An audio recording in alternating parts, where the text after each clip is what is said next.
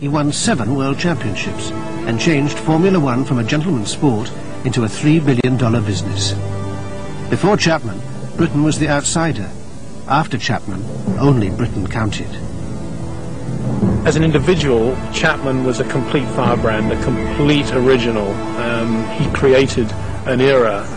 His way of thinking dominated racing for years to come. To my mind, it was tragic that he was never given a knighthood. If anybody deserved to be Sir Colin Chapman, it was he.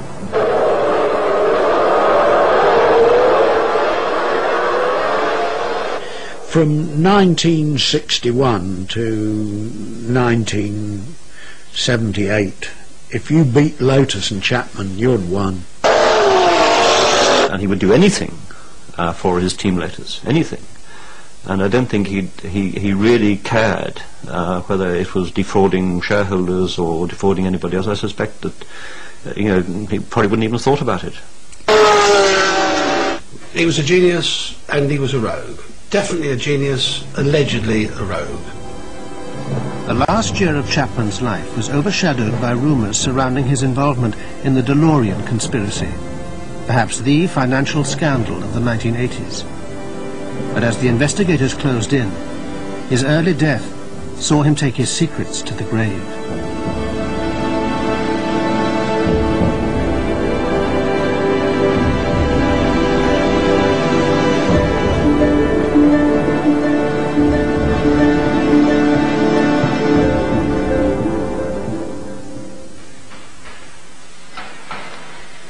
When Chapman started building cars, just after the war, the British motor industry was the second biggest in the world, after the USA. But its products were too often old-fashioned, heavy and clumsy. In contrast, Chapman's cars would be modern, light and agile. In motor racing, Britain was not just an outsider, but had nothing to compete with the Germans and Italians, who had dominated Grand Prix since the 20s.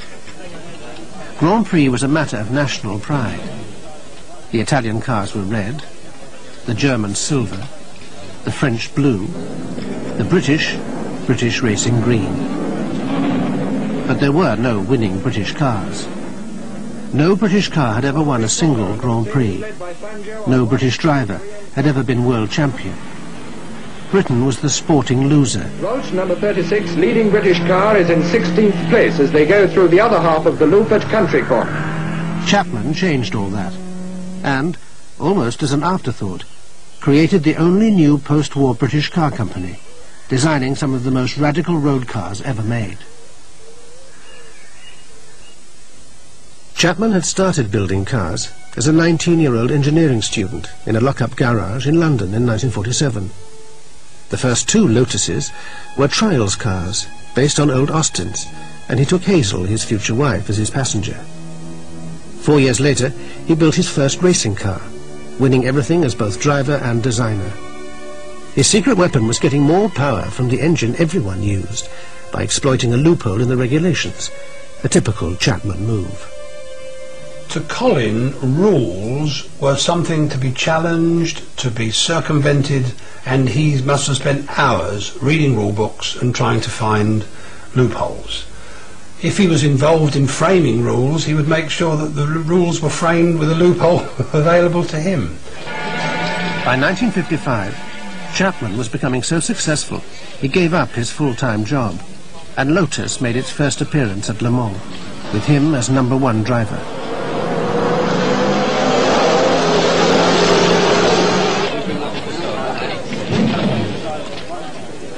The next year, he entered 3 Lotuses, and one of them won its class, helping to sell over 200 similar models in 1 year. Chapman was well on his way.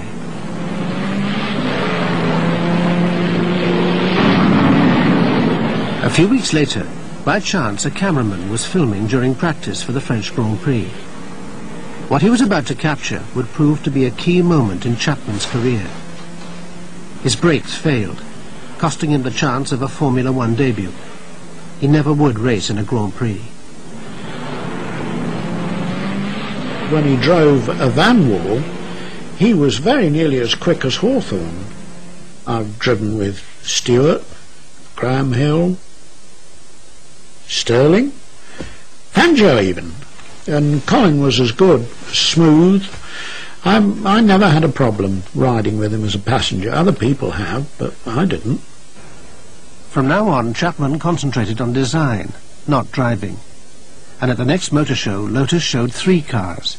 The Lotus 7, still made today, the Lotus Elite, arguably the best-looking car of its time, and the Lotus 12, which pointed the way towards Chapman's Formula One ambitions. The big moment arrived 3 years later, when a Lotus won a Grand Prix for the first time at Monaco, in the hands of Britain's most famous driver.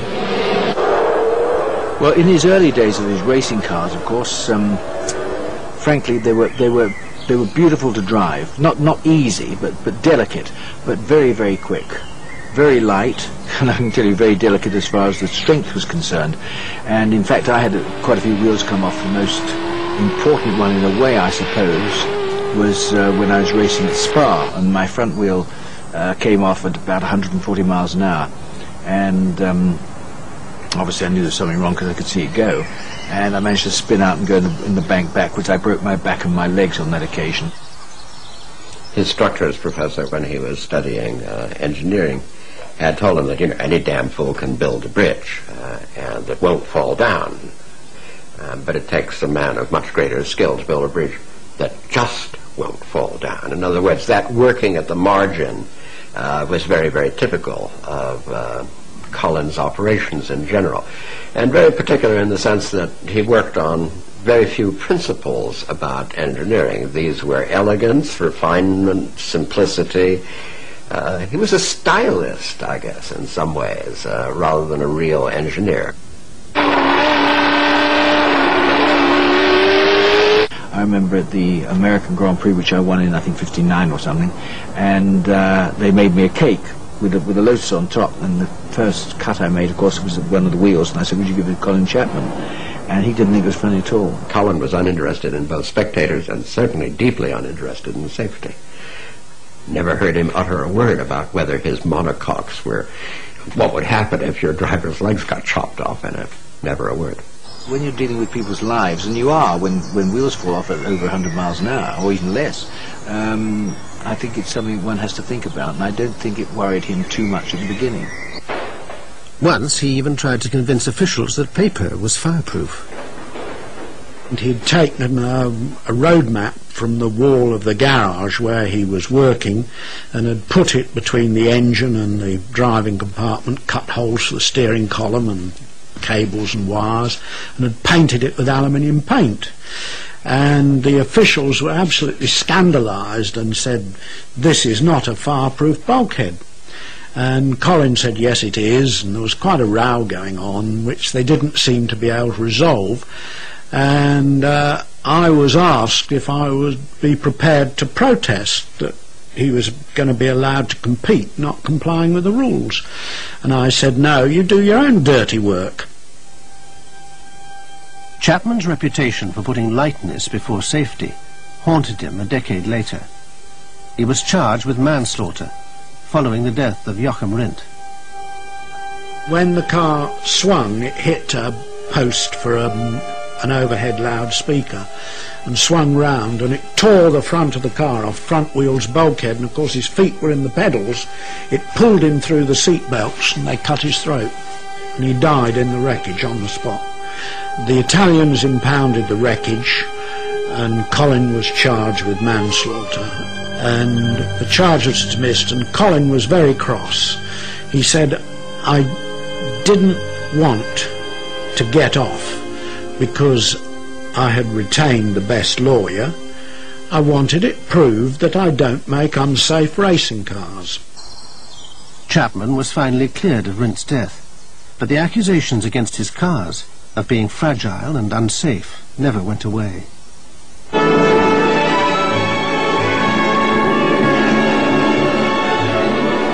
In 1963, Chapman achieved his real goal when he won his first World Championship with the youngest ever champion, the legendary Jim Clark. Chapman rarely acknowledged the contribution of others. Clark was the exception.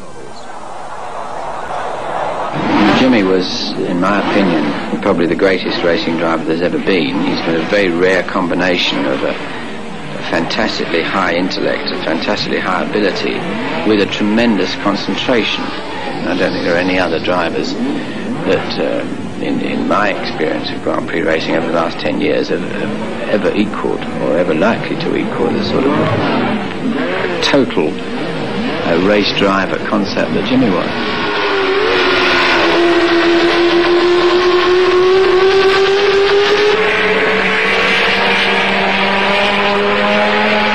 They were a partnership. Jimmy could tell Colin what the car needed, Colin could give it to Jimmy, and they worked together in the most incredible way. And I've never saw Colin lose his temper with Jimmy either. They had a most wonderful working relationship.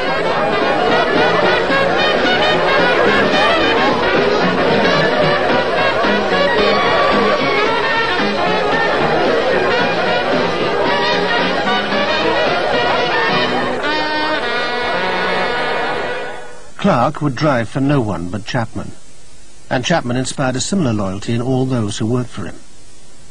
He was able to drag out of them a loyalty which was unbelievable, almost robotic, you know. And in a different time, different place, Chapman could have easily been a Hitler. He had that ability, and it was down to charisma. But he was a terrific motivator. He got more out of you than you thought you could ever do. You could hate him 1 minute, and the next minute you'd be going, yeah, right, I'll do that, yeah, you know. And he was like that with most people, really. He could charm the birds off the trees. If that's what it took, he'd do it. He'd cry, he'd do anything. Oh, I need money, you know. He could manipulate me. And I'd go into his office breathing fire and slaughter and saying, there's no way we're going to do it. And I'd come out 5 minutes later saying, we're going to do this. He'd talk me round. When I was in Ibiza with him, we were on the beach and I had one of those funny wet bike things. Anyway, somebody tipped it over and the engine conked out. Colin took the engine cover off and he's looking at it. And within minutes he had people round him, and within more minutes he was directing people with wrenches to take the engine out. I didn't even know who these people were. I swear that most of the people who were helping didn't even know who he was. He just had that ability to become a leader just by charisma. Colin Chapman, designer and builder of the Lotus 25, has always been a pioneer. He built his first car while he was still an engineering student. And since then, Colin has come a long way. And his many contributions to motor racing include major developments in suspension and monocoque construction. Colin's personal dynamism has inspired an outstanding group of draftsmen, engineers and mechanics, and has united them into a formidable team. Team Lotus, the team supporting the world champion. Clark's championship-winning car was a perfect example of Chapman's philosophy. Traditionally, cars had a separate chassis and body. Chapman's monocoque united them in a single unit. Chapman decided that he would leave out the chassis and he would make a motor car out of a series of fuel tanks built round the driver, in this case Jimmy Clark, perfectly to fit Jimmy Clark. He even said that the oil pipes ran between Jimmy's cheeks in the base of the car, and on this he attached a racing engine and gearbox without any extraneous material at all. Well, Dick, now we get to the interesting bit. We built the engine onto the car, as you can see. Yes. And now we built the rest of the suspension on the back of the engine, because the engine itself is forming part of the structure of the car. Right. And, of course, it holds it all together. He was most emphatic that each part had got to do 3 jobs. Elegant simplicity was the keynote. He always hammered down my throat. It's got to be elegant and it's got to be simple.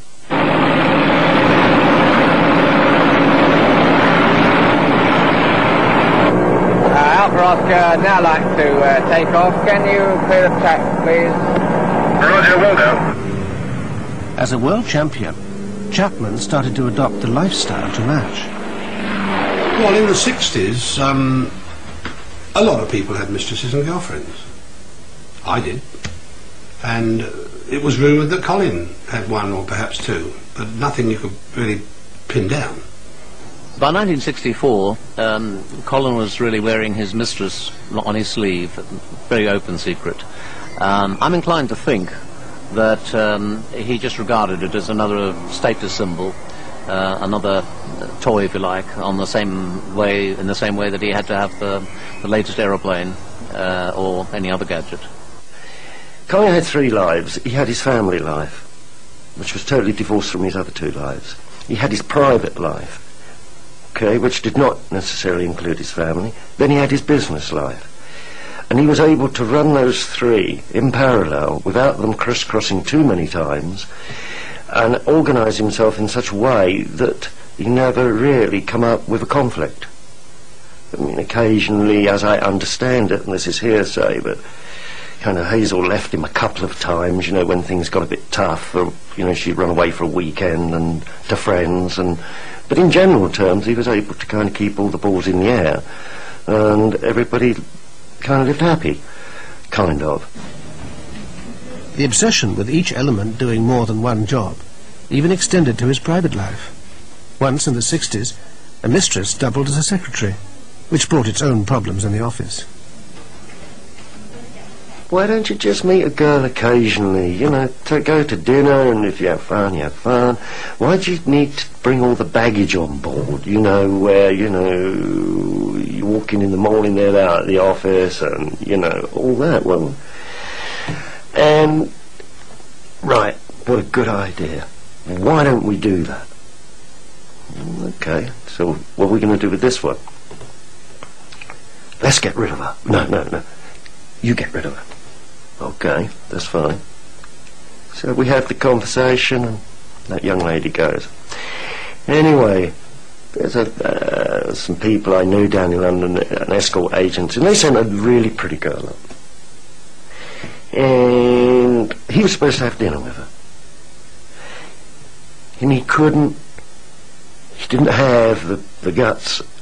He lacked the confidence to be able to sit down with somebody on his own, and wanted me to go to dinner as well. And I said, no, I'm not going to do that, you know. So in the end, that all kind of went to wash out, and then we had the job of getting the old one back again. Chapman's closest relationship in his business life came to a tragic end in 1968. I did get very, very close to Jim Clark. He was, I would say, my best friend I ever had. We got on terribly well together. I understood exactly what he wanted and so on, and I think he understood exactly what I meant when we conversed on the subject. And this is the tragedy of motor racing, is when you do get close to a driver and there is an accident, of course, it hurts you so much more. We went to the hospital and they kept us hanging around for a long time and nobody saying anything, and then we were ushered into a room, and to my amazement I was offered a glass of, I think, brandy, something fairly stiffening, which immediately confirmed my worst fears. And then they said, yes, Jimmy Clark is dead.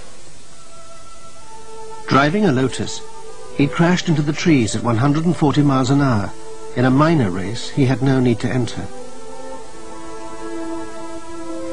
Everybody who knew Colin will tell you that he was absolutely desolated by the death of Jim Clark.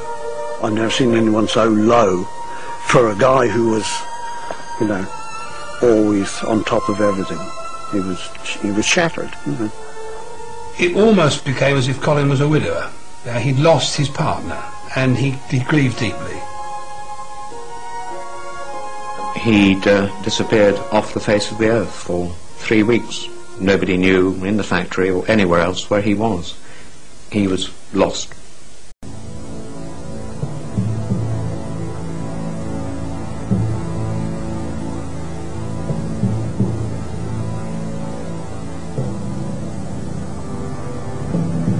Money, or the lack of it, was a constant problem for Chapman.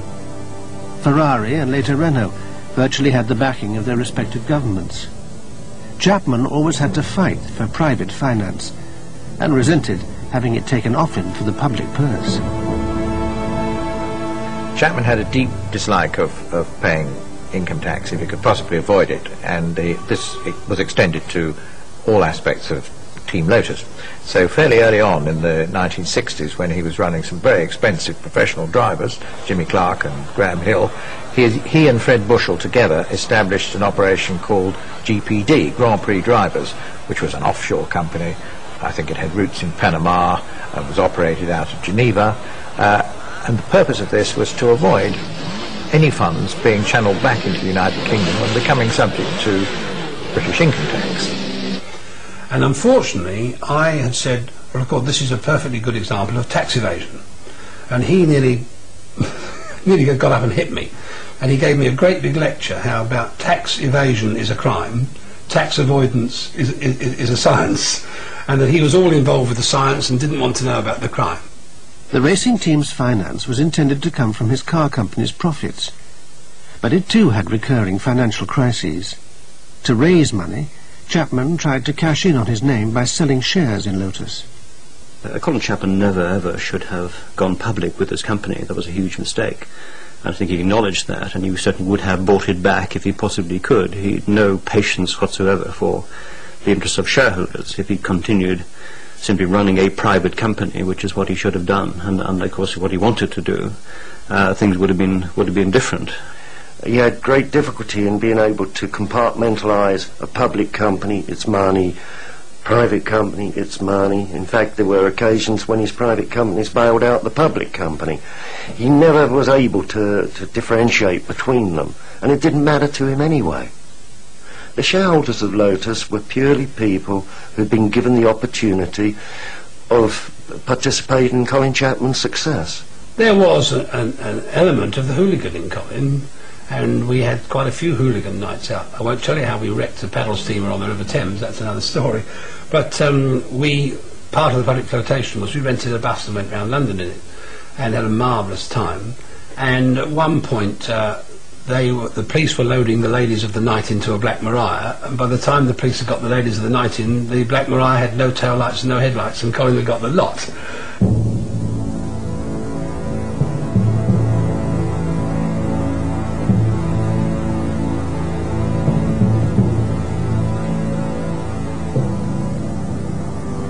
For 10 years, Chapman had struggled to put British racing green at the front. But overnight, he painted Lotus red. In fact, the exact colours of a gold leaf cigarette packet. It caused outrage. This was an entirely new type of sponsor. His flying fag packets would open the financial floodgates, changing motorsport forever. Bizarrely, Chapman hated cigarettes. Smoking at Lotus was forbidden. We would really come under fire. There's no need to be lighting up cigarettes. You don't need smoking. I don't like the smell of smoke. It's not a good thing to do.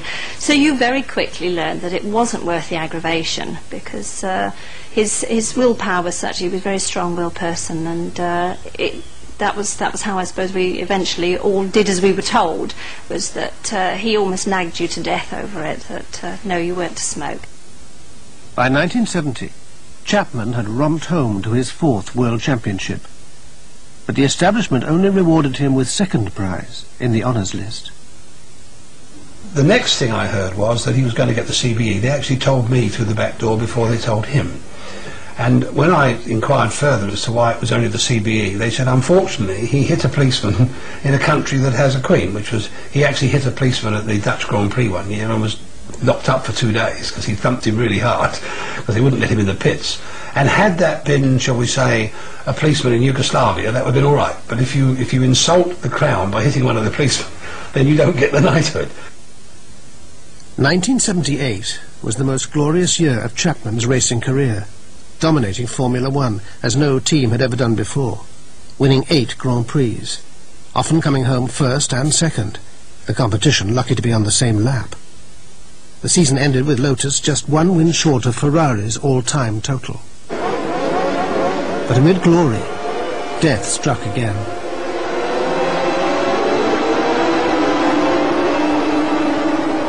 In Italy, Ronnie Peterson, the number 2 driver, crashed.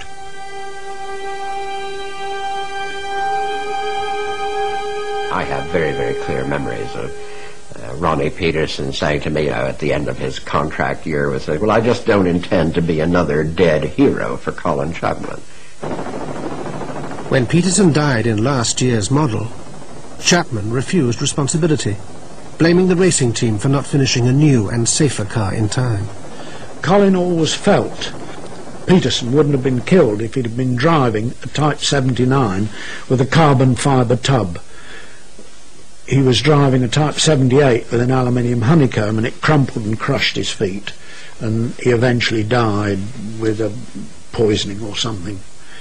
And that was Colin turned his face against the racing team then.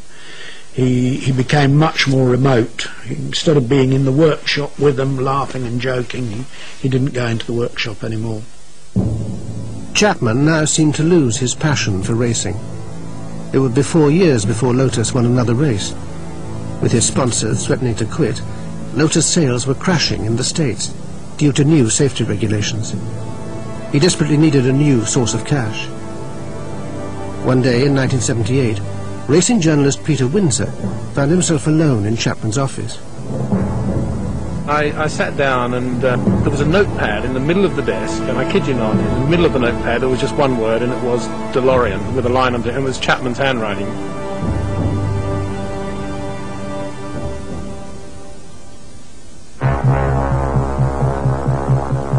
The DeLorean sports car presents crisp aerodynamic Italian styling, featuring fully counterbalanced gull-wing doors, forward luggage compartment carpeted. John DeLorean, previously number 2 at General Motors, was a marketing genius. With this slick video, he was able to sell a dream. No one would have known that the cars it featured were just 2 cobbled-together prototypes.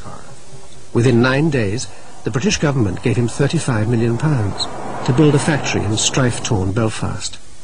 It opened in early 1981 with much fanfare, and closed a year later, amid controversy. Falling sales, bad reviews and accusations of DeLorean's extravagance encouraged the government to refuse more funds. Within the year, £80 million of public money had been lost. The scandal arose when the receiver went through the books and alleged that design work on the car, carried out by Lotus, had been paid for twice. The second payment, of over $17 million, went to a mysterious Swiss company, GPD, in a contract signed by John DeLorean, Lotus Finance Director Fred Bushell, and Colin Chapman. It had been 4 years earlier when Chapman first heard news of the DeLorean grant. He was furious. Lotus applied to the government for a loan or a grant of about £400,000 to assist with further forward development, and the company received what you can only call the lame duck letter. Within days, Colin had read, and we'd all read, that John DeLorean was going to receive £35 million for what was a job-creating scheme in Northern Ireland to build sports cars on a greenfield site. Create jobs, one up to the government. Colin saw this as a personal snub. He saw this as a subsidised effort to destroy our market, because we were very strong in North America where the DeLorean was going to be sold, and the cars would meet head on. And he was naturally very, very angry, and he called a very short, sharp meeting, and he said, we're going to have some of that. Chapman's chance came when DeLorean told the British government he could turn his early prototype into a production model in a quarter of the usual time. DeLorean desperately needed somebody to actually make a car that would actually be roadworthy and pass the very stringent American tests. And he went to Porsche first of all, and they said, well, we'll do it, but it'll take us 7 years. We take 7 years to make a new car, and it'll cost you £40 million.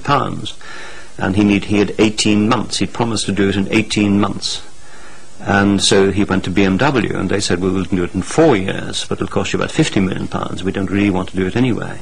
And he went around everywhere, and the one person he knew could do it for him, and he had immense admiration for, was Colin Chapman. DeLorean was desperate to sign Chapman. He first tried to buy Lotus when Chapman complained that the DeLorean would put Lotus out of business in North America. But the negotiations were hampered by Chapman's insistence on secrecy. They went on for 4 precious months of DeLorean's tight schedule, culminating in a marathon meeting in Geneva. What we do know is that DeLorean went there almost alone. He didn't take any of his financial people from New York at all, who didn't know where he was, didn't know what he was doing, and he never briefed them on what had happened there. We do know that in his pocket he had a check for $12.5 million, burning a hole in his pocket all that time. We also do know that Chapman and Bushell went on their own. A solicitor did come over from Northern Ireland, but sat outside, did nothing. And wasn't party to any of those talks. So these two men, Chapman and DeLorean, both of them hyperactive people, both had an attention span of 5 seconds. Neither of them could sit still in a room at all, ever, in their whole lives, for 4 days. And they didn't even like each other. They sat in this hotel room, negotiating something. At some point during those 4 days, Chapman finally refused to sell Lotus. But he agreed to redesign the DeLorean if the profits on the job were paid up front to a Swiss company, GPD. The check in DeLorean's pocket for $12.5 million was money from his American investors, but he raised the amount to $17.65 million to get Chapman. But even with this deal on the table, at the last minute Chapman still wavered, openly contemptuous of DeLorean's prototype. He couldn't see how this car could work, and he kept saying, nothing on your car works. You're trying to build this car with these gull-wing doors just because it's a gimmick. But you can't do that, because if you gull-wing doors, you have to hinge in the middle of the roof. And they have to come down an awful long way down to the bottom, and they won't fit. And what if the car rolls over, he said. If it rolls over and sits on its roof, how do you get out of this car? The American authority would just never pass it. They won't allow it. This car is a nonsense, and I don't want to build it. And DeLorean kept compromising and kept coming back and kept coming back. And Chapman was for walking out of the deal. He actually genuinely didn't want DeLorean's money at that point. It's a very interesting point. And it was Fred Bushell who kept pulling him back and saying, "We need the money. We need this work. Please come back in and talk to the guy. At least talk to the guy. Keep talking." And sometime during that period, we can only speculate here, I don't think we'll never fully know the answer, but sometime during that period, John DeLorean must have said, "Look, we will pay this money. I've raised now $17.65 million for research and development. Now, I'm going to give you," he must have said half, because we now know they've effectively split that money. And Colin Chapman. DeLorean claims that Chapman got all the money, then spent half of it on DeLorean shares. Happened. Chapman was convinced that our company was going to put his out of business. So he refused to take the contract unless he had an opportunity to buy a substantial interest in DeLorean Motor Company. That substantial interest was $60 million worth of DeLorean shares, which he says Chapman got for the bargain price of $8.5 million. And DeLorean went back to America knowing that now he had the world's greatest car engineer who was going to build his car for him. But it wasn't anymore going to be a DeLorean car. It was now a Lotus car, because the only way Chapman can do it in those 18 months was basically to build the car that he was already building, the Turbo Esprit. It was going to be his new model. So basically this DeLorean car became a version, a slightly altered version, of the Turbo Esprit. Well, there's no question you've got a beautiful car there. It reminds me a lot of a Lotus Esprit, and I guess that's not surprising since it was designed by... No, I don't think it looks like a Lotus at all. What does it remind you of? It's unique. Doesn't remind me of anything that's ever been done before. Corvette or Porsche? No, doesn't look like any of those. Not even a bit like a Lotus? No, I don't see where the similarity is to Lotus. Lotus, different automobile. It's a chassis of my Lotus Elan. Well, as you see, the chassis has a very Lotus-like design, but then this is what we understand and which we believe works well. Yeah. And it's very nice to see John DeLorean productionizing it and producing it in such large volumes. Yeah. But less than 9,000 DeLoreans were made before the factory closed. The missing millions would haunt Chapman for the rest of his life. About the upfront payment of $17 million to GPD was stalled by Chapman. who managed to put the meeting off for 6 months, until October that year. Chapman's stance throughout the meeting was to deny any knowledge of the 17.65. He said it's a number he'd heard quoted. He denied that his company had received any of that particular money. Chapman felt it was none of the receiver's business. He was notoriously cavalier about where money came from and went to. The millions from racing sponsors were rarely accountable. He felt what he did with the profits from the DeLorean job was his affair. We made a contract with Colin Chapman and with GPD, which is a company he owned in Switzerland, to do the engineering work. The contract called for the upfront payment of the profits on the contract to go to GPD. We took that contract to the government, to the Secretary for Northern Ireland, to the NIDA, and to the Bank of England, and had it approved prior to entering into it. Once we did, before we could make the payments, we had to go to the Bank of England and again to the same people who issued the checks to make the payments. They agreed to it, and they knew exactly what was happening. DeLorean and Chapman kept pointing out the GPD contract was legal. But Chapman claimed to the receiver that the $17 million payment to GPD was an introductory fee for bringing him and DeLorean together. He came across relaxed, very confident, as I say, very healthy, with a very good suntan. And he seemed to be convinced of what he was telling us. He seemed to take the view that if he answered our questions and if we were sensible chaps, we'd understand his explanation. He didn't seem to be anything other than perfectly normal to him that $17.5 million could be paid as an introductory fee. But Chapman's story was contradicted by a letter adding a condition to the GPD contract, a copy of which journalists investigating the DeLorean affair had been handed anonymously. They eventually put it before Fred Bushell, Chapman's finance director. And finally we produced a letter which had been signed by Colin Chapman and by Fred Bushell in that hotel in 1978 in Geneva, which actually committed the Group Lotus, that's the public company, guaranteeing GPD's work.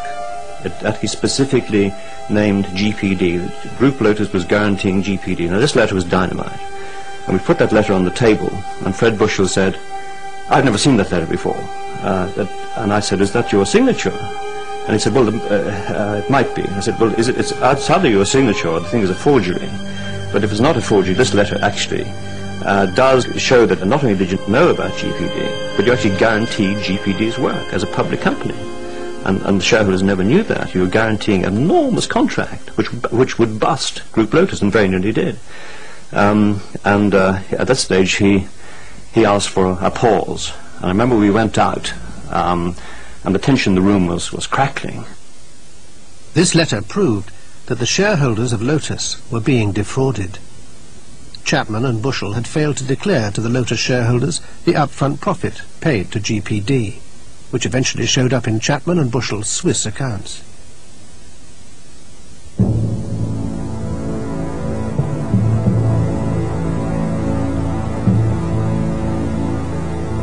November 1978 marked a turning point for Chapman. At the peak of his racing career, having won his 7th World Championship, he was made a freeman of Norwich, only 5 days after signing the DeLorean contract, knowing he had crossed the line between bending the rules and serious fraud. Behind his public confidence, life was getting complicated. He was by that time taking amphetamines and almost certainly sleeping tablets. He and I were once forced to share a hotel room in America, and he set an alarm for 4 o'clock in the morning, took 2 little yellow tablets and said, "Well, they'll wake me up at 6, all bright-eyed and bushy-tailed." And I was finding that his memory was seeming to go, and that if I had a meeting with him and there was a major decision to be taken, I was having to cover them myself with a memo to him, a memo to his secretary, and a third one to his house to say, "This is to confirm what we agreed at 11 o'clock this morning." According to his assistant, Chapman's private life was also getting confused with his family life. you're coming to dinner at the house tonight. I said, oh, I am? Yeah. Hazel would like a word with you. Okay. I said, can you give me a clue? Yeah, well, he said, what happened was, the other night, I was out with, and I was at a traffic signal, and Hazel drew up in her Elite beside me. So I said, so she saw? Yeah. I said, what did you do? He said, I just put my foot down, went through the lights. So I said, okay, fine. So I said, so what did you say afterwards? He said, well, this is where I need your help. What I said was that you'd taken out, you'd gone down to Lalaconda, the local Italian restaurant at Blowfield, and you'd got drunk, made a bit of a fuss, had called me up. I'd gone out there in my Merc to pick you both up, and I was coming back, you were laid out on the back seat, and that's how Hazel didn't see you, but you were there. Is that okay? I said, well, I can probably, get on with that, yeah. So we go to dinner that night, and there's Hazel one end and Colin the other end, and we start this meal, and it's real frosty.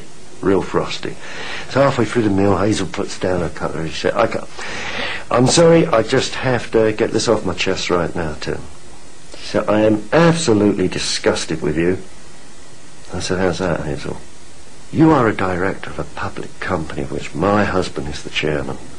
How dare you go out locally with girls and get drunk and make an exhibition of yourself in a public restaurant and have my husband have to come and pick you up? I thought, okay, I can take this.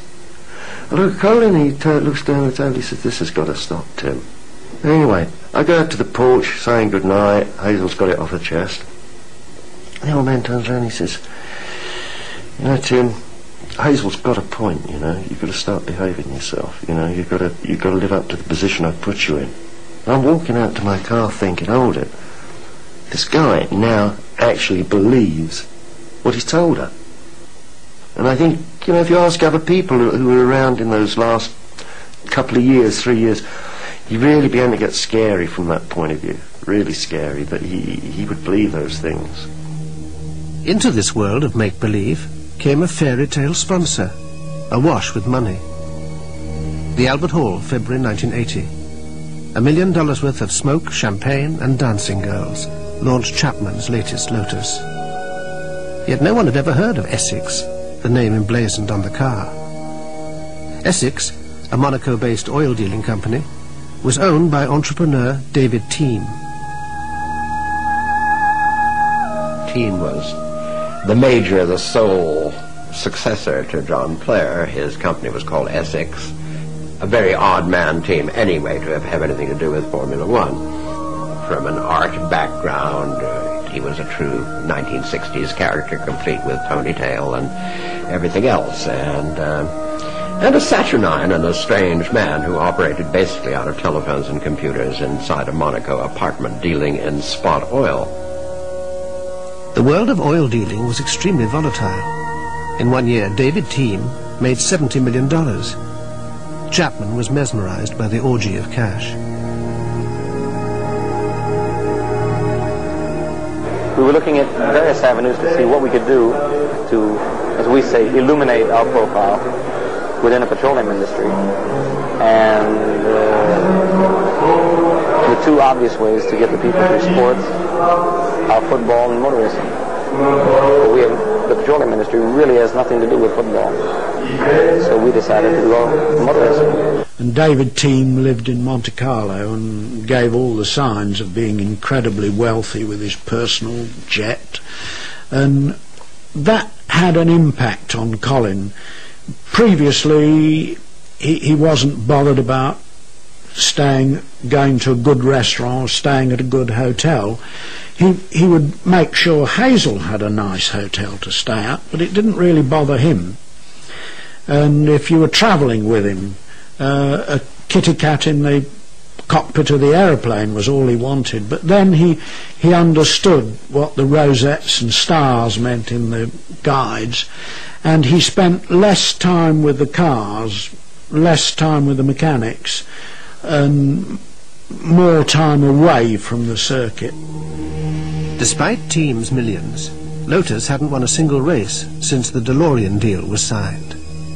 Team was arrested at an airport in Switzerland in April 1981. The charges were dropped and he was completely cleared, but his Essex empire had collapsed. The fairy tale was over. John Player returned as sponsor, but Chapman's luck did not. This last great innovation never reached the starting grid. It's meeting a lot of resistance from the traditionalists in racing who see it as a threat to the traditional way of building a racing car. There's two cars really. There's the car that the driver sits in, this bit in the middle, which is softly sprung, and then there's the bodywork which carries all the aerodynamic load which holds the car on the ground, which has got another set of springs, and as you can see, if you move, it goes down separately from the rest of the car. A brilliant idea, but a desperate throw at the edge of the rules. It was soon banned for good. Chapman was shattered. Losing races, Lotus facing bankruptcy, having lost its US distribution, and the DeLorean affair about to explode, disaster threatened from all sides. The discussions I had with Colin late September 1982, he brought up subjects concerning his death to me which had never ever come up in conversation previously and wasn't a subject which he would normally talk to me about. In fact, it was a little bit of a taboo subject. He was very, very cold about other people dying and had never ever shown any requirement to discuss anything in those lines, even if it was just preparation.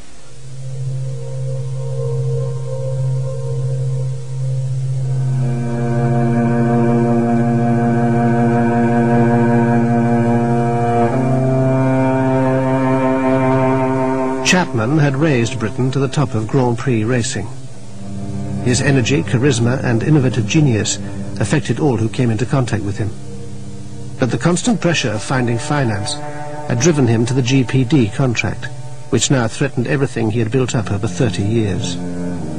By the end of 1982, imprisonment, ruin and disgrace threatened to overwhelm him.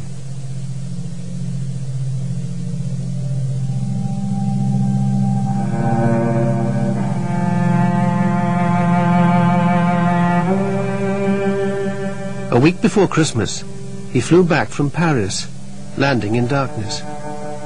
He would not see the dawn. At 4 a.m. he died of a massive heart attack in his wife's arms. It was December the 16th, 1982, and Chapman was 54.